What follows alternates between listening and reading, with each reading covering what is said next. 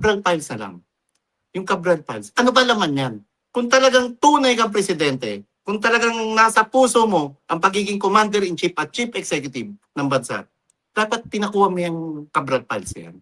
Dapat ikaw mismo inaral mo to. Ano-ano ba to? Sino-sino ba to? Diba? Kung talagang tunay ka rin presidente, dapat hindi ka na nakontento na mag-resign lang ang Manny Bonoan. Mag-resign lang ang Amina Pangandaman, ang Jojo Cadiz, ang Lucas Bersamin. Dapat yan, inalam mo.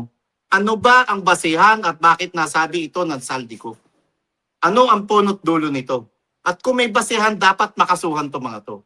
Maigi pa nga si Erap eh. Nasabi niya walang kaibigan, walang kamag-anak. Dito wala. Talagang inutil. Walang... At talagang konsentidor. Kasi bakit siya konsentidor? Kasi sangkot siya o siya mismo ang mastermind sa mafyang ito, sa sindikatong ito.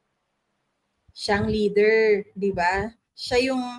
Oo, tama ka dyan, Marlon. Yung Cabral Files, may ano man lang, sino sa mga kasamahan ko ang nagtataksil sa akin? Ganun man lang sana yung tanong, no? Yun yung ideal setup na masasabi natin na ang isang pangulo ay nagtatrabaho. Pero tama, di ba, maalala natin, sabi nga daw ni VP Sara, hindi nga daw siya nagtatrabaho. Correct, tama.